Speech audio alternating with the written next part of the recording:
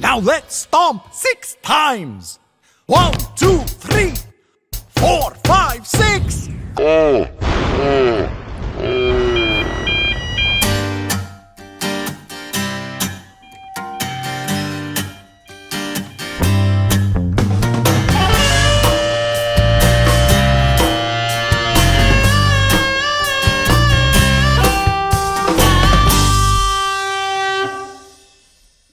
Good evening and welcome to the Joust. My name is Nagy. I'm here once again with my trusty co-host, the rosemary to my thyme, the spaghetti to my meatballs, Liam, Francis McNeil. Liam, very good to see you once again. And it's very good to be here, Nagy, as it always is. Don't let Nagy confuse you. I'm not very trustworthy at all, in fact. So thank you for lying to all those jousters out there in the world. Oh, I said trusty, didn't I? Yes, I said no, it was just a turn of phrase. No, I wouldn't trust you with an inch of my life. And nor should you, as far as you could throw me. Speaking of trust, Liam, I was today had to get a filling for my tooth. Right. Very uncomfortable. I've had fillings before. Are they still silver? No, there's some sort of other. I was hoping to mine them from your mouth when you I pass think on and make some money. I think they were mercury at one stage. Are they mercury? Mercury fillings? Have you got any fillings, Pom? Back in the day, I don't think I've got any mercury. No mercury? Oh, there was something. I don't know. There was some sort of metal, but now they're white. I don't know. They're like, it's a white sort of cementy thing that they put in there. But there is nothing quite as vulnerable as just laying on your back and having 2, sometimes 3 people with different instruments inside your mouth because you can't do anything. I've never had a filling, Nagy. None. Not once in my life. I went to a dentist once and they said, Liam, you need a filling. And I said, all right, I'll come back in a month. And I came back in a month and they said, well, turns out you don't really need a filling, and I haven't been to a dentist since. Wonderful. When was that last time? I don't know. September 11 had just happened. It was a much more innocent time. Well, I've had a couple. I also had my wisdom teeth, 2 wisdom teeth out, and they said you can either have it under general anaesthetic, which I'm terrified of, or you can have it done with local, and then it's called in the chair, in the dentist chair. If you have that choice in front of you, get put under because it's quite, it's like one of those things. Eventually, it's like if I stabbed you with a screwdriver, Liam, and yes, God forbid one day I will, and you go to hospital with a screwdriver sticking out of your chest, and you're like, oh, I need to see a doctor. Because you don't want to take the screwdriver out. It'll cause more damage if you remove it. Just as a life tip, if someone stabs you with a screwdriver, keep it in there. Well, at one stage, someone will take it out. You think, oh, the doctor's going to do it, or the professional. At one stage, they're going to do it. When it's your teeth, at one stage, they're just going to tear it out of your skull. Maggie, you're crossing some troublesome boundaries. You're really veering into anti-dentite propaganda here, I think. I might become an anti-dentite. So that was a little bit about my life, but looking more broadly, Liam, it's time for the news.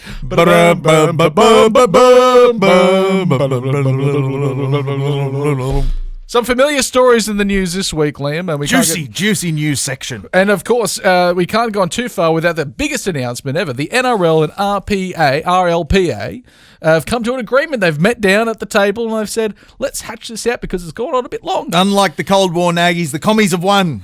The unions have won. The workers of the world, the workers of the NRL world, men and women, children, grown-ups, adults, parents, everyone have united. And they've said to the man, I'll tell you where you can stick it. Yeah. And you can stick it right up your Volandis. Yeah. Then they did it. They got the deal. I knew this was coming because Peter Volandis spoke out about the problems that they were having.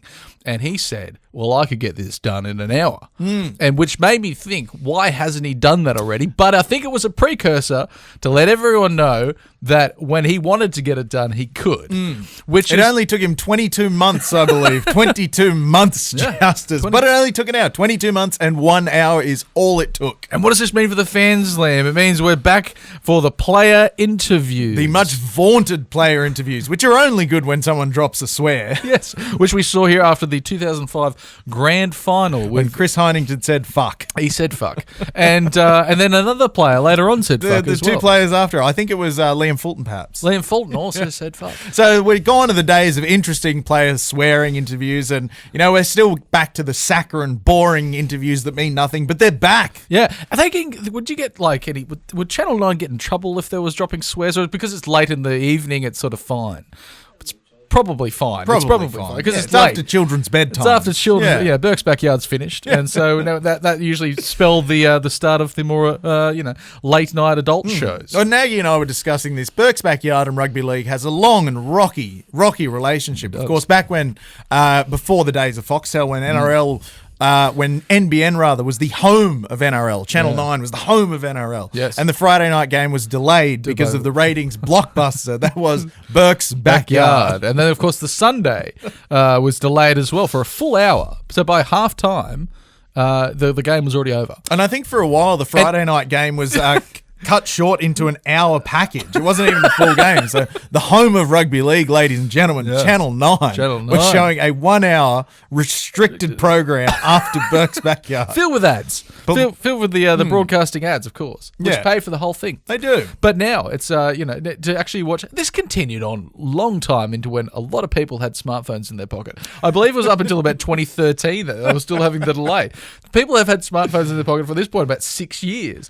There was one funny story that I did share with you earlier, but I'll share with you as well, Justice, that I was at the Sunnyside Tavern, a much inferior pub to at the Hamilton Station Hotel. I would never attend the Sunnyside Tavern to watch another game especially after this incident, where there was a delayed game on. It was Knights Manly, I think it was 2012, and they had Jacob Gagai, Dane Gagai's brother, happened to be in the pub, and they said at half time, why don't you come up and... He was playing reserve grade at the time. He's playing reserve grade, yeah. So he was like, he came up there and he's like, oh, I hope Dane has a good game, and it's half time, the boys are behind, but I hope they can get it done. And then someone just shouts out, the game's already over, they lost. Now what happened to that punter in the pub? What happened He to got that? kicked out for merely telling facts. Just facts. For reporting the truth. The truth. This is what the NRL didn't want. They didn't want the truth reported. Yeah. They didn't want it reported. And we should have seen then that we'd be having this RLPA nonsense going on when the NRL, or rather the publican of the Sunnyside Tavern, was there to suppress the truth. To suppress the truth. And that's what Volandis has done right through this. And I think what shouldn't be overlooked is the effect that Clint Newton has had on all this as the RLPA president. We've spoken ill regularly about Winston Churchill on this podcast, but he was a great wartime leader.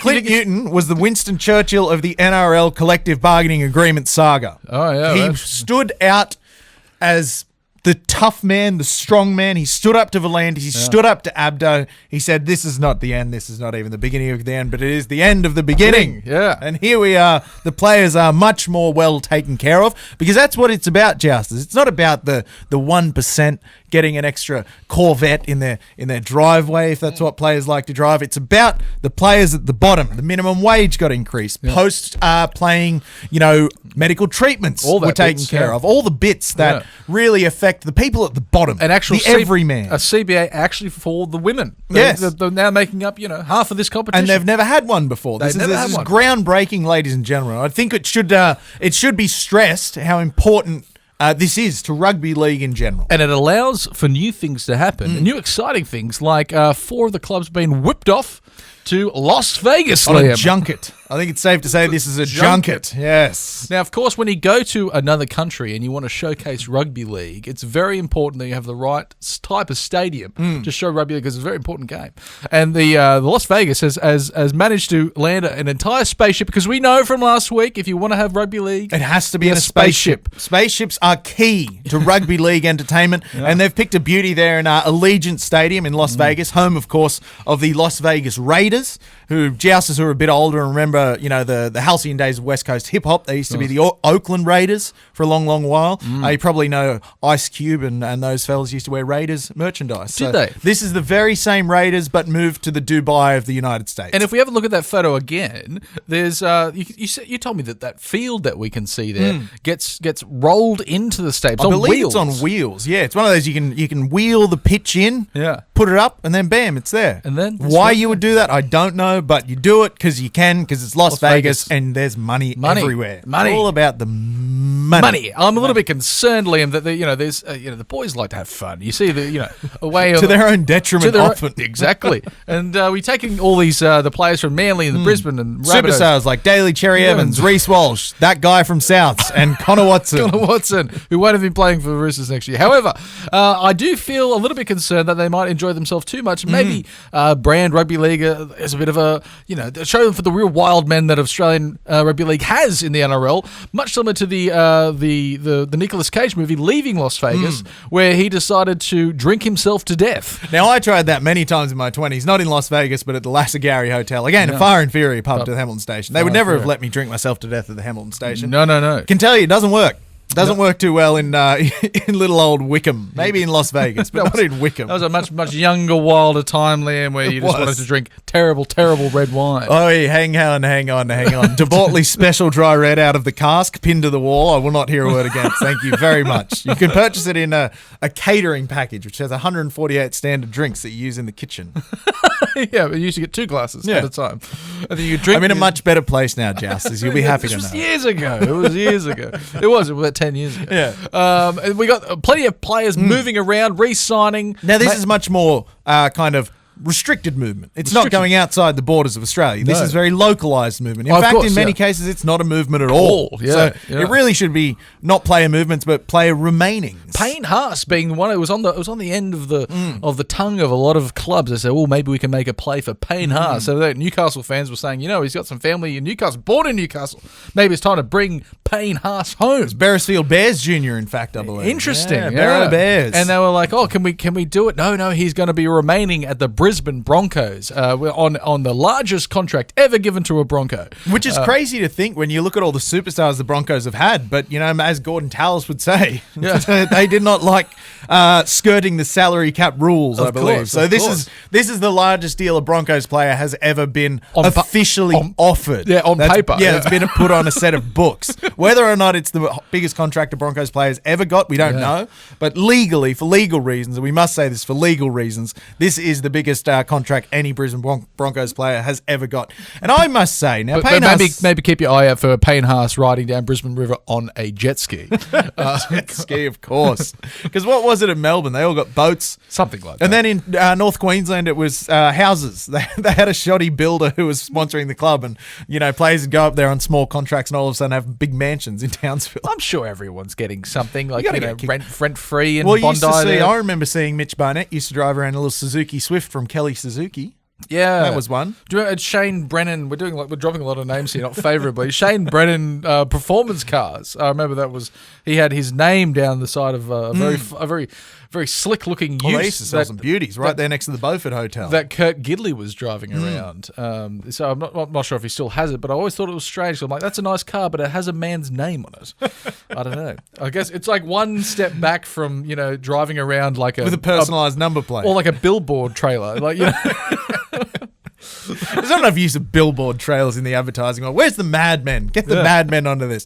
Now, this has come as a very, very late breaking piece of news. Yeah. Speaking of Brisbane Broncos greats, Tavita Pangai Jr. has announced today, sensationally, that a bombshell. In fact, it says in the news there, right on the title there, a bombshell. He will retire from a $700,000 a year rugby league career to box in New South Wales' finest RSLs and PCYCs. He's taking up a career as a professional boxer, and I think if we look at the image you've got there on your screen, Joust, he's fighting real heavyweights of the sport, not in terms of their star power and fame, but in the fact that they're large men with more roles than the bakery you went to today. He does. It's not a notoriously lucrative career in Australia. You're either at the peak. I know Paul Gallen came out and said he made a lot of money from that in a very short period of time, but he was sort of had a name for himself. Yeah. Tavita Pangai Jr., on the other hand, it doesn't seem like he's really set himself up to be the sort of mover and shaker of the heavyweight division. He's 2-0, but I don't know. Sterling record. How many fights would he have to make? Well, I can tell you, having played for South Lions Juniors, they love fighting there. So if my under 17s teammates or anything, he was a South Lions Junior. So if my South Lions under 17 teammates or anything to go by, he loves fighting and is probably pretty good at it. So I think that's safe to say. It's been such an odd career for Tavita. Yeah. At his best, I think it was 2018, his Broncos season. He was one of the most damaging forwards in the game. And then, he got selected by Brad Fittler, played 20 minutes in a losing Origin game and said, I have reached the highest heights that rugby league has to offer. I cannot peak any higher than this. No, absolutely. Now, he's just had quite a steady decline in his enthusiasm and his form. I think it was the Newcastle Knights spanked him into retirement. Oh, well. We oh. patted his bum and said, "You've had enough here, Tavita. Shuffle off, buddy." My favourite term in rugby league, Liam, Pat on the bum. is a pat on the bum. No, it's the war chest. The war chest. Because you can't just have money in your salary cap, which I've mentioned a few times is not a desirable thing. It's not like a bank. You can't just you have money. It's like, don't worry, we've got money stored away in the salary cap. If you're not spending it on players that are currently playing that year, you're at a disadvantage. Which, like, whenever the government comes out, and it's happened in the past, I think it was mostly Liberal governments, they come out and say, we've got a surplus this year. Yeah, We have a surplus on the budget. It's like, that's great you have a surplus. Surplus. I know a homeless guy. Exactly. You stuff your money. surplus in a sack, buddy boy. Damn Liberal government. Ugh. We're not Bring back the working man's party, the ALP. We're not- Back when they were a union party, they are now the party of overeducated inner city lefties. Yeah. Bring back the working man's ALP. You got to wait till after the rugby league season. We're going completely into politics. It's going to be a completely politics-run podcast.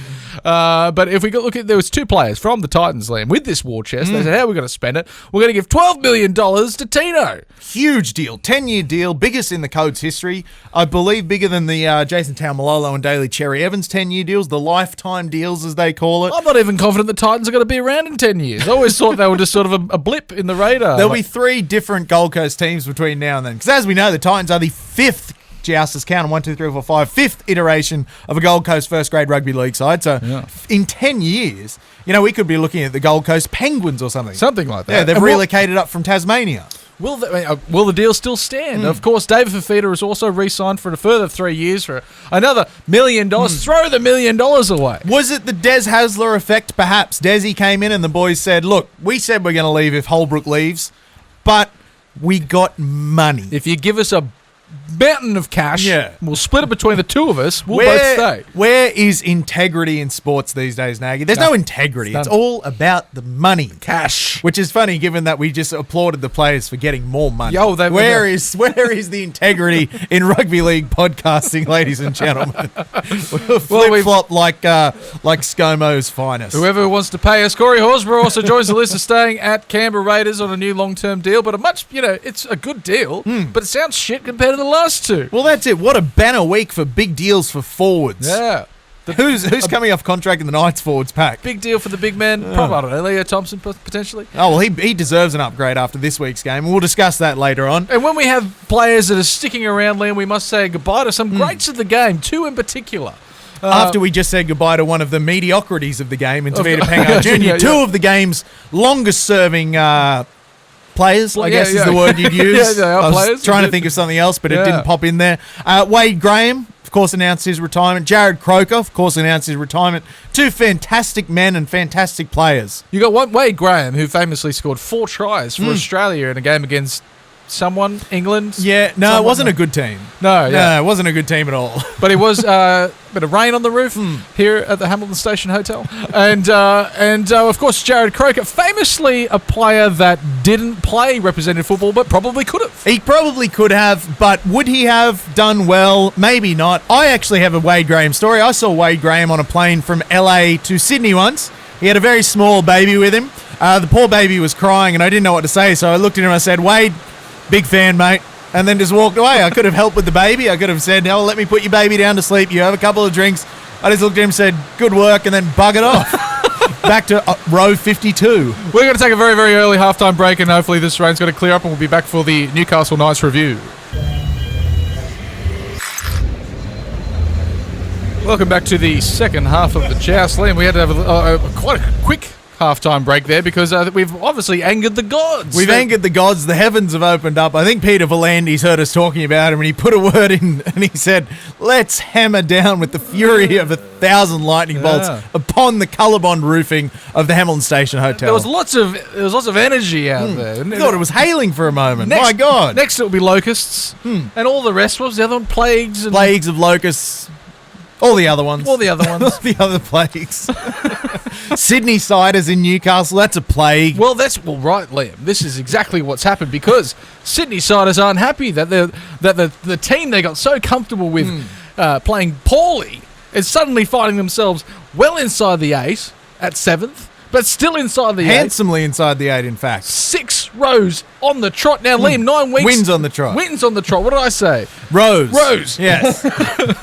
When we looked at 9 weeks out from the end of the season, we said we needed to win 7 of these games. We thought, that's impossible. It seemed like such a gargantuan task that no rugby league team in its right mind could even fathom doing. And then now, we need to win 1 of the next 3. Yeah. That was the original goal. We're going to do it even better. 6 on the trot. We may never lose again. Isn't it a wonderful feeling, eh? And just briefly before we go into it, I messaged my colleague at work messaged me and he said, look, you know, if you need to take any shifts off, in the Knights finals run, I'll take the shifts off you. And I said, absolutely, it's going to happen. And he said, you sure do have your hopes set high. And I said, look, Dean, it's been so long since Knights fans had hope. It's been years and years and years. And the constant pessimism of the Knights fan is that we have this hope now, but we may never have another hope again. So we need to get them really high now because it might be the last one. And you and I were speaking about the 2021 run into the finals there, where there was 5 games in a row that they won.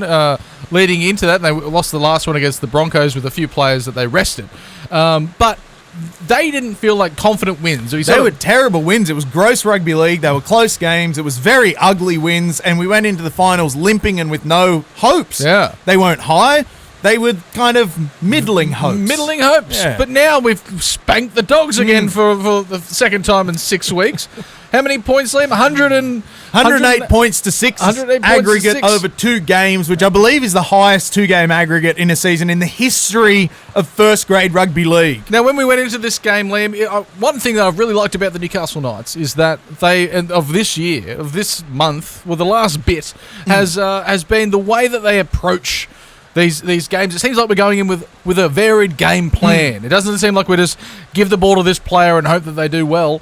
And this game in particular, coming up against a much larger pack who spent the first couple of sets really dominating us in the meters. That's it. The first 15 to 20 minutes were fairly Bulldog-centric. Very driven by the Bulldogs, you know? And then it seemed like it was a set play by sort of the middling players to say, look, put some feet on. Put some feet on these big boys. Right at the Thompson kick-out gap. Yeah. It opened up as wide as the Bosporus Straits that Turkey are in control of. Yes, exactly. And, people rabbit on about the Dogs of War. They've been saying Dogs of War this, Dogs of War that. You've been hearing it this season, even though they lost. The mistake the Dogs of War made was that they played like the Russians in the Russo-Japanese War of 1905 at the Battle of Tsushima. Of course. Where the Russians got spanked, and that's what the Dogs' mistake was. Yeah. They went in thinking we have the superior team, the bigger forward pack, the more power, and they got their bottoms handed to them, and their fleet was sunk to the bottom of Stockton Harbour. Because we're the Japanese in that. Yes, in that they were the good guys at that war. They're the that good one, guys. yeah. Just that one. Just that one. That one only. That was before the big one. Yeah. But I think the way the Knights attacked that edge specifically to start with is a sign of some very good coaching. Yeah. I think Adam O'Brien isolated that. He said Luke Thompson, he hasn't played footy in a long time, more than a year, I believe. Bill Kickow, he's missed most of the season. Yep. Let's just go straight at it. And that's where the game changed, was attacking that gap. There was the Gagai try went through there. Was the Tyson Responsibly try went through there as well. Both of his tries went through the middle. Both of his tries went through there. Adam Elliott and Dan Safidi putting some, and Dan Safidi putting some feet on as well. And then making a break. You love to see a big man on a break. They never know what to do, but he knew what to do. Yeah. Drew the fullback, took the tackle dummy, then released the ball, unleashed the ball. Unleashed it. Unleashed it. Yeah. And unleashed the Dogs. Oh, nice. And we see one of the fans here enjoying the game of the Newcastle Knights saying, Liam, what is that jersey? Now, we were discussing the NHL last week, of course, and my family, as you all know, Joust, is very Canadian heavy. Very heavy on the Canadian. Some would say they're Canadian. Yeah, some would say that. Others would also agree with that, I'd hope. Anyway, this gentleman turns up to all the Knights games in that striking red and blue jersey. That is the jersey of the Montreal Canadiens, one of the original NHL teams, one of the original 6 from the early days. They are also the team that my wife supports, and my late grandmother was a Montreal Canadiens diehard. So go Habs. For anyone who knows what that means. Well, as we discussed last week, I think it was, Liam, that, of course, this fellow would be aware that after the Canadian Hockey League, as far as the longevity of it, the second one is, in fact, Australia. The good All Cup. As he well knows, he probably plays for the Newcastle North Stars, another wildly successful Newcastle sporting franchise, the Newcastle North Stars. But let's discuss headwear, Nag. Headwear. What a what a closet of headwear we had to pick from. It had more hats in it than my own bloody hat rack at home. Well, you've got a lot of hats, new hats today. The ones that says Vans. Yeah, just a nice hat that has a nice word on it. It was a gift from my in-laws, actually, so I like this hat. Now, Liam, who's your hats off for this week? Mate, hats off has been one of the most improved Knights players. He's had, a quiet beginning to his career. He came into the Knights setup very rarely having played rugby league. He was a rugby union convert. He built his career on the back of being a fairly workman-like player. Yeah. Working hard, not kind of stealing any of the headlines. But this week's hats off for me, ladies and gentlemen, is Leo of Vinci Thompson. Boy, what a statement of a game from Leo Thompson. I think we all remember last year when he let the ball bounce and go out because he simply wasn't aware that you would Didn't suffer. know the rules. Yeah, he didn't know the rules. Didn't know the rules. He thought that would just be play on. Yeah. No, Liam. No, Leonard. Leonard Thompson. We had to give the ball back, and it was news to him. But he's learnt the rules in the off season. The major rule that he learned, and this only clicked from this week, is that scoring tries is good. Yeah. They didn't tell him that rule, so he never scored a try. He scored his first try 37 games into his NRL career, finally nabbed one. I think it's 37 games, maybe. He got close so many times. Now, I was a bit disappointed, Nagy, when the send-off, the sin bin occurred, when he was looking like he was going to cross over the try line. Yeah. The man held him back. Was it Jacob Preston? No, Jacob Preston was the hip drop. It was one of the Harrison. Anyway, he held him back, and I saw it at the time. I was like, if Leo Thompson catches that ball, he falls over the line, he scores. Yes. Oh, God, we're going to see a penalty try. Imagine the ignominy Yes. of your first NRL try being a penalty try. There'd be an asterisk next to it for your whole career. They'd say, your first try wasn't a real try. Yeah. Your first try was given to you by technology Yeah. and poor player behaviour. You didn't earn it. Playing- And so I was glad when it wasn't a penalty try, but in fact a sin bin, and he got the chance to score a real, legitimate, put the ball down over the line try. Playing for the playing for the Nelson Bay Blues. I should say. Oh, Nelson he Bay was, Blues. did he? No, myself, playing the third grade and for the Nelson Bay Blues. My first try was, in fact, a penalty try. What was the infringement that got you that try? I charged down the ball and we was a race to the ball that was already sitting by itself inside the dead ball zone, and I was tripped over. it But always in had fact, I fell. Your Honour, I don't Gamesmanship. I don't believe I actually was tripped, but there was some contact, and then they called for a trip, and then I said, yes, in fact, I was tripped. And then they said that's a penalty try. Speaking of the kind of players who are all about gamesmanship and, fiddling around with the game, who's your hats off, Nag? Oh, of course, the fiddles. Tyson responsibly has to be my hats off for this week. He's really found a home as that workman type 5'8". He shows some flashy bits and bobs, but he does seem to be more of an instinct sort of a player. Eyes up football, and he certainly had that, and running straight through the meat of the large man. Really putting the foot down with some excitement, and then again backing up our very own Daniel Saifidi. And I think at the start of the year, if you had said that Tyson responsibly would be the 5'8" in one of the form attacking teams of the competition, you'd have been laughed out of the room. Yes. You'd have been laughed out of the front bar of the Hamilton Station Hotel. You saw some excellent things from him in Brisbane, but they were few and far between, and he struggled to hold his spot there with Ezra Mann coming in. Now his good things are many and lots between. Yes.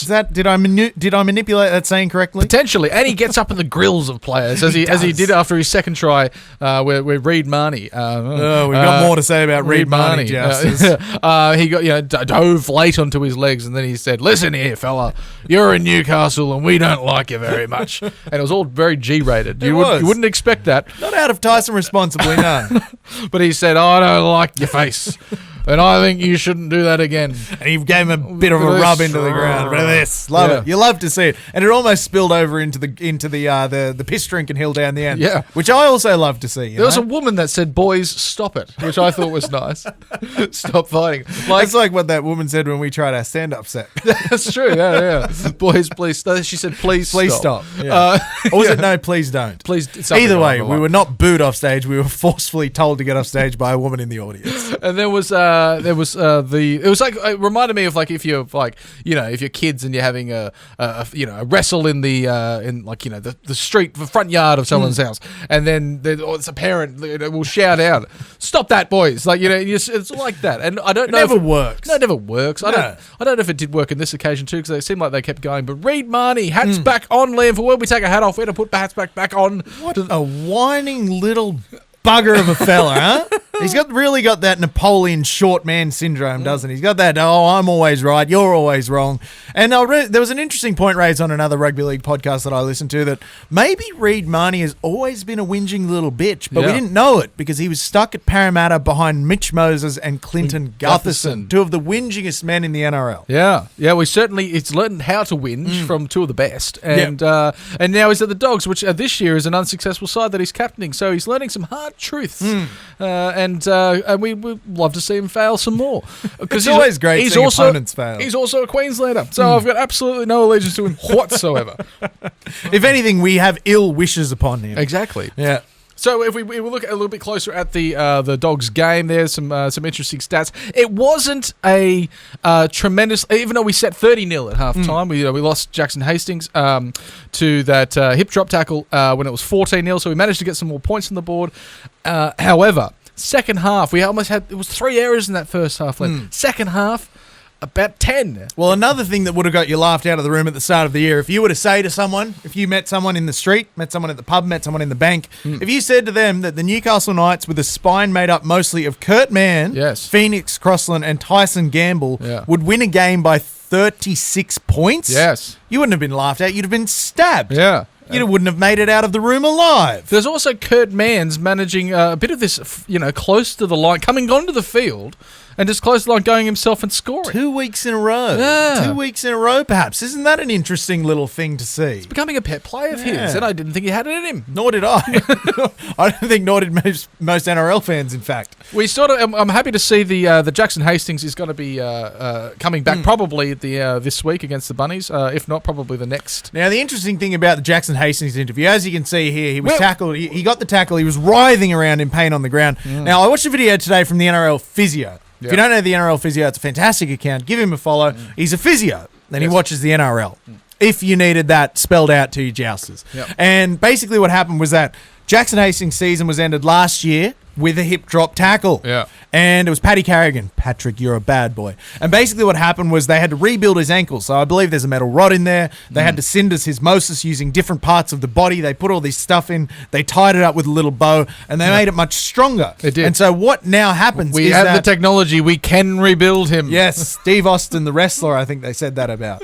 And so basically Jackson has this super ankle so that it looks so much pain, but it doesn't actually really cause much damage. That's great. It was great that he had the reinforced ankle. Well done for having him reinforce that last year for the last injury. We're really preparing for this whole event. Yeah. So who now, would have known that AOB called the surgeon and said, "Hey, fix his ankle and make it a super ankle. Put some metal rods in there." But that also highlights an interesting trend in injuries. When I saw him writhing around in such pain on the ground, I was like, "No, he'll be fine. Yeah, he'll be absolutely fine." He gets up, he can't walk off, he's grimacing, everything hurts. My heart was in my sock. They're the injuries that don't cause lasting damage. It's when a player gets up and slightly clasps his knee and then walks off unaided. Yes. That's when you know. That's 12 months. That's an ACL. So to see a player hurt so grievously, I was like, no, he's fine. I really thought he broke his ankle again. He's fine. I forgot that it was made of metal. Yeah. I think we have a photo of his metal, the work that the surgeon did coming up with the fantastic screen. work. Now. Of course, he got a good, nice therapy dog to help out. Science, everyone. That's just science. That's what he looks like. Just let Dr. Harry fixed it for him. It's just a sock that he pulls up over the top of that, but otherwise it's completely made of metal. Incredibly. The finest metal that can be mined from the Newcastle and the Hunter region. It's a real pain getting through the airport, though. Now, Liam, I've stolen a segment from you this week. Nagy, you like pastry? I do. You like meat and pastry encased in a beautiful, rich gravy? I do. What did you do with that today? Well, it's time for the pie of the week, try of the week, Liam. But mine's more of a metaphorical thing about the entire game. Because, as I mentioned earlier in the show, I had some dental work done today, but I was starving, absolutely starving. So I went to Horry's. I think it was Borry's Pies. It was Horry's Hot Bakery there at Saratoga. See, Borry meant something very. This very is the rude only photo growing up. the only photo of it that exists on the internet. It's right near my dentist there at Saratoga. And if we go back to the shot of the pie there, it looked nicely cooked. I actually cut that with a knife, Liam, to really show you. Which is a really odd way of going about that, Nagy. Fill the jousts in. Why did you cut a pie with a knife? The same reason why it sort of reflects my view on the game itself, Liam. Because would you say it was a game of a pie of two halves? Well, Liam, it was it was a face of two halves. Because despite having this, they inject the numb, and I couldn't really talk, and half my face was drooped down, and I couldn't drink anything because you can't feel it, Liam. It's amazing what they do with science and medicine. But so half my face really enjoyed the rich, delicious gravy because it was my first meal of the day. The other half of my face wouldn't even know I was eating at all.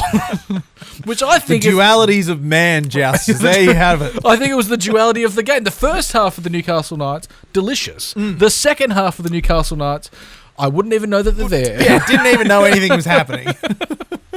What an astute comparison, Nagy. Yeah, You've been a wonderful student of my pastry-based rants, and I'm glad you really took it upon yourself to offer a new slant. Source report, Liam, is I asked for sauce and they just didn't give it to me. They said, would you like sauce in the bag? I said, yes. And there was no sauce in the bag. Were you charged for it? I don't know. I tapped. Yeah.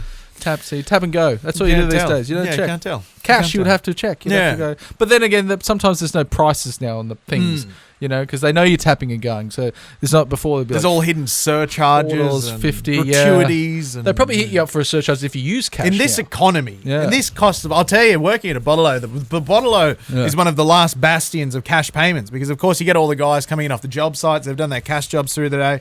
They open their wallet, stack of 50s like that, buy a half dozen largies, and there you go. Boom, boom, boom. Yeah, half a boom, dozen boom. largies. Good way to do it. That's one thing I realised when I started working in bottle shops is just how much tradesmen love drink driving. They really quite adore it. It's a favourite pastime. Favourite pastime. Yeah. If you see a unit out there, probably over the limit. There's we can't forget the other half of the competition for the Newcastle Knights. We're so blessed that we have so much Newcastle Knights now. We've got the reserves, the New South Wales Cup, or the knock. Also got to win. Also got to win. 3 wins in one day at Marathon Stadium. But what a wonderful day. We've got the ladies, Liam. The ladies obviously came through with another win against the top of the table Titans. Previously undefeated Gold Coast Titans, in fact. So we knocked off the what do you call the people at the top? The top people. We knocked off the top people. Well done to the Newcastle Knights knocking off the top people. Yeah. Jesse Southwell there, 3 from 4 conversions. Tamika Upton, you said, had one of the best games you've witnessed. Hats off to Tamika Upton. Yeah. Now, Tamika Upton is a rugby league player like none I've ever seen before. She's very gangly. She kind of has a really long stride. She moves so quickly. I've never seen a player with quite a running style and an evasiveness like Tamika Upton. It's really something to see. Like, she ran for 250 bloody meters. That's incredible. And I swear to God, she ran every inch of that at full pace. 8 tackle And breaks. to see the way she bust tackles, because again, she's got a very skinny frame. Yes. There's not much meat to bust out of tackles with. It's similar to Jaden Campbell. There's that skinny strength. Yes. Where there's no muscle. Yeah. And yet somehow you cannot tackle her. It's amazing. And just watching Tamika Upton really is an absolute pleasure as far as watching rugby league players go. It's truly a player the likes of which I've never seen. In a very short season for the ladies, obviously with 10 rounds, every win's very important. Playing 4, winning 3 of those games already, up towards the top of the ladder. We don't have the time, Liam, if you find yourself down the bottom. You can't say, we'll find out. I believe it's a 9-round season, perhaps? 9 or 10, something 9 like or 10, that. there. Yeah, I think you play everyone once. Yeah. Which, if there's 10 teams, I guess has to be 9. Is that my maths? I don't know. That's a math. I tell you what I wish sometimes that I could say to people when I don't know very, very obvious things is, when some people say, I left school in year 10.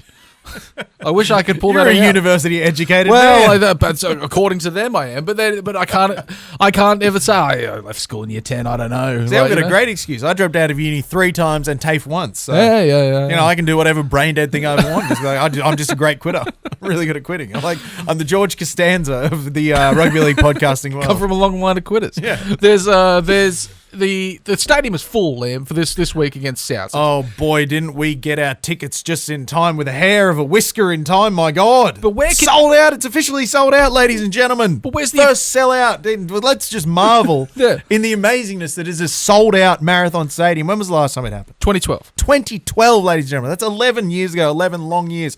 What game sold that out? What happened? 2012 wasn't a great season. It was the first one with Wayne Bennett. Oh yeah, Yeah, of and it was Tinkler of the rebuild. It was Yeah. like everyone was very excited. But Liam, if you can't get to the stadium because it's full, you can't buy a ticket, go and walk through there. Where are you going to go? Hamilton Station Hotel, ladies and gentlemen. Station Hotel. It's just as good as going to the stadium. Home away from home, in fact. And if you've already planning on going there on Sunday, maybe squeeze in there for Wednesday and watch the Matildas as well. go the rest, Tillies. That's what the rest of the country will be doing. Yeah. Watching the Matildas. Wednesday, Yeah. this will be out by then, yeah. we don't know the result. We hope that's going to win. So much bloody sport on at the moment, Liam. Isn't it, I feel like we're entering into a new golden era of Australian sports. Yeah. You've got the Tillies making this incredible World Cup run. The Diamonds just recently won the Netball World Cup, won the Cricketing World Cup. Yeah.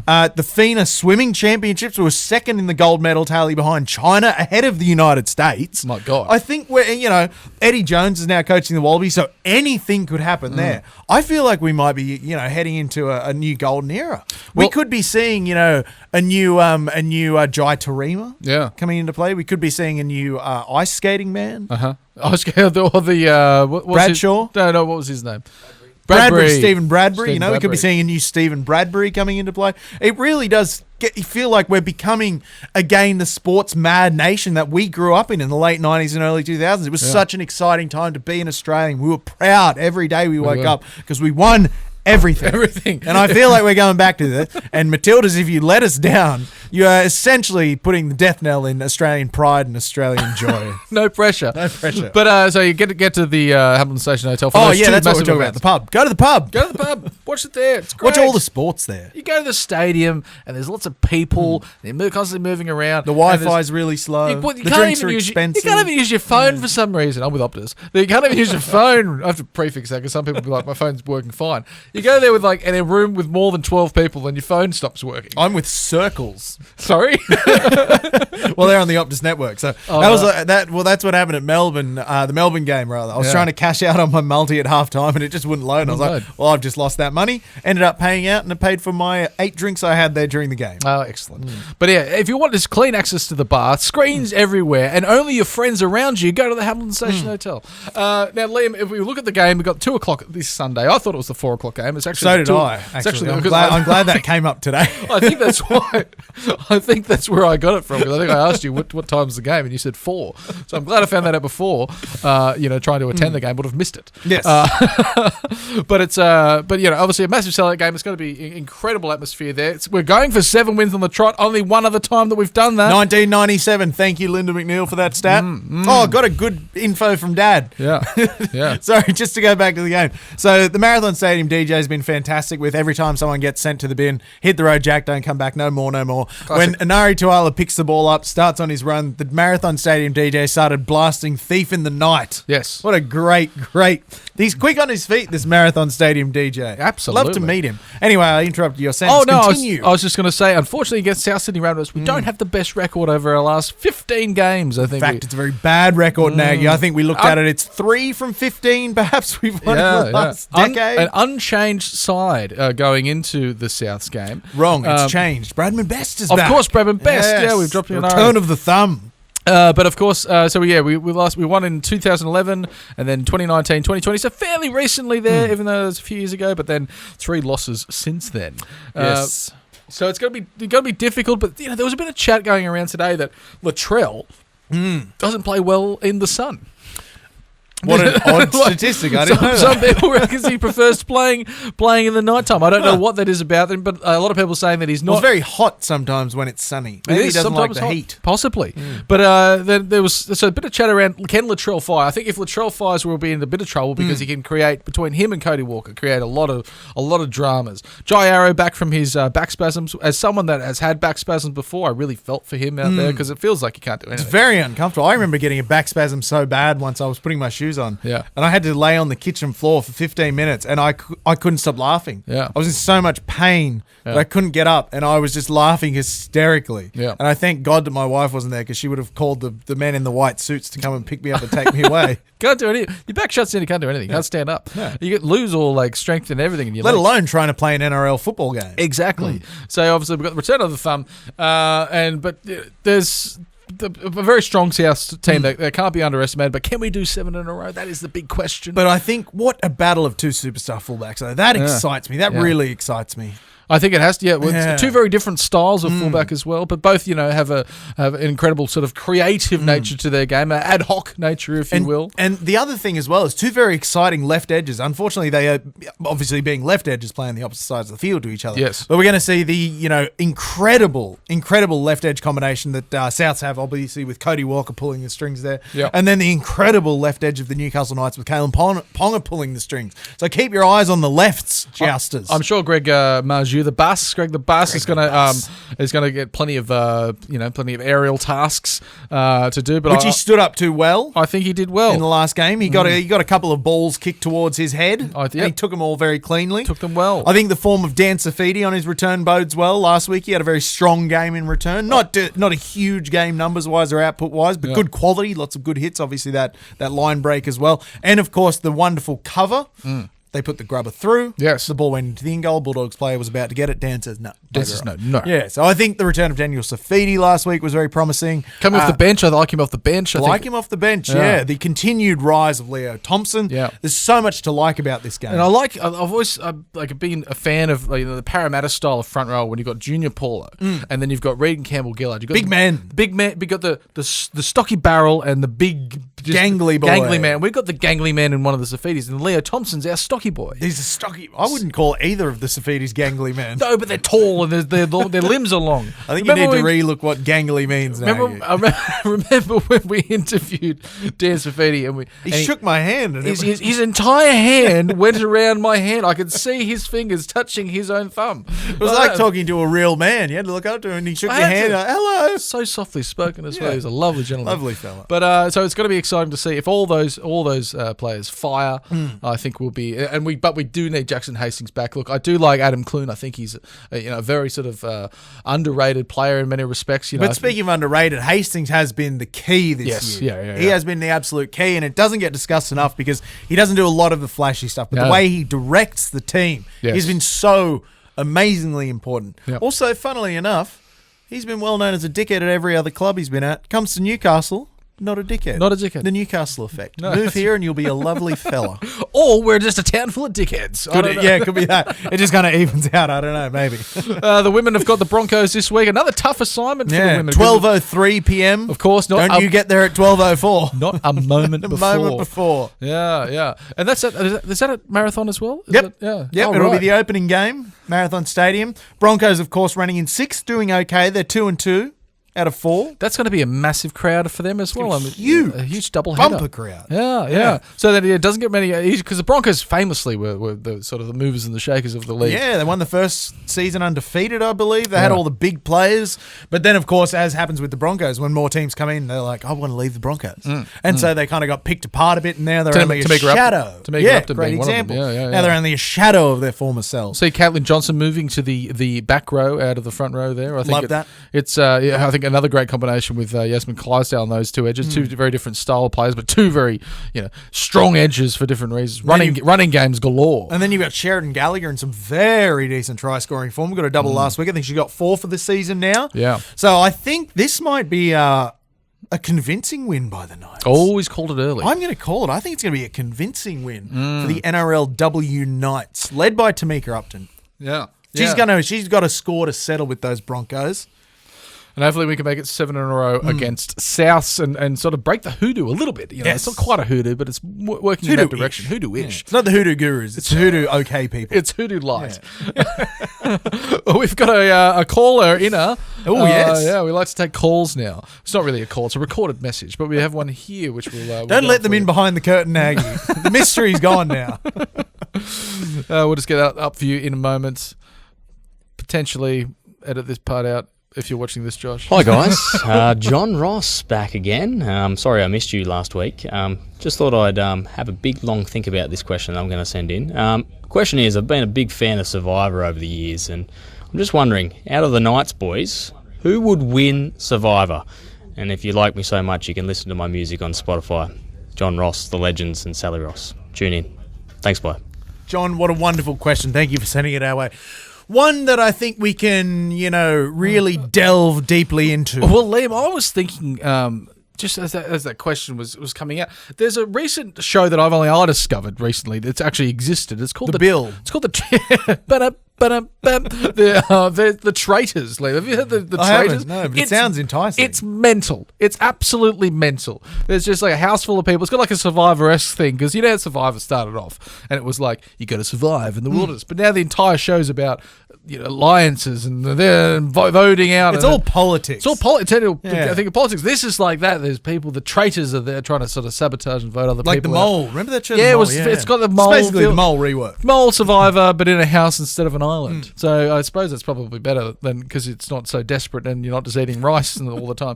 But it's mental though. Like the way that it's shot, I'm like, what the hell? I was like, how did I miss that this existed? Apparently it's in the second season. But it's all that sort of Survivor-ish. You have to be cunning. You have to be a bit of a liar. So you've been thinking about this a lot, about cunningness and lying and alliances. Yeah, it's just part of my life. But I was trying to think just now to think offhand who would be the best survivor. Now, Survivor is that you have to break it down to those physical tasks, and I think that if you were out there, you would hate to go up against someone like Greg the Bus. Oh, Greg the Bus out there. My only concern about Greg the Bus is that he needs to take in a lot of calories. Yes. For a man of his size and a man of his power and prowess in the gym, needs a lot of calories, a lot of protein coming in. So I think Greg the Bus on an all-rice diet, not sure he'd be so good. I would suggest Dane Gagai, because he is an actual survivor. He was here in the bad years. He made it through the rice-only diet. He survived. He... You're saying the spoon years were that was his rice. The wooden spoons he got, he only was able to eat the rice, but it's made him stronger. Yeah. It's made him a better man. It's made him come back to Newcastle more powerfully. So I think he'd be one who would thrive. Yeah. Because he gets thrown the shit end of the wooden spoon and he says, no, I'm coming back. I'm going to guide the Knights to 7 in a row, leading straight into the semi-finals. I think Matt Croker as well, because there's something very likeable about him. He's just a likeable fella, yeah. And everyone would want him in their alliance. And he does things like athletically that you're like, you'd say, I'm surprised he can do that. Like, the flips and the offloads and the good running games and the catches. You're like, oh, for a big guy, he can really move. I think Bradman Best would be another good one, of course, because they'd send him to some small island in the. Well, he'll build a village. He'll find a poor person living in the island, and he'll say, I like you. You're a great guy. I'm going to build an entire village around you. I think Bradman would do well. All he needs is a hammer and a bit of time, and that thing would be up. And a tattoo needle, so someone can tattoo him while he's building the town centre. Well, that's building the local shopping mall. That's his payment. We look forward to seeing a completely Knights-related Survivor show coming out once we win the premiership this year, because I've decided, Justice, we can't stop talking about. So we have to stop talking about what's going to happen in the future. Can we do it next year? We're going to do it this year. Yes, boys. Get on the bandwagon. Get on the bandwagon. Get on your sports bet app. Put the house on it. $76 they're paying for at the moment, apparently. But that used to be. I checked that today. Actually, that's correct. They used to be $250, I think, not only a mere weeks ago. So they've come right down. Yeah, nice. We'll be shouting the day we should have got on $250. We'll be cents on the dollar in the next month. Exactly. If you like us, Justice, you can find us on YouTube, Instagram, SoundCloud, Spotify, Facebook, especially Facebook, Applecast, all those social pipes. No TikTok. No, we're not on TikTok. Yeah. No, it's because we're in our 30s. We'll catch you again next week, hopefully celebrating 7 wins in a row. Thanks, Jess.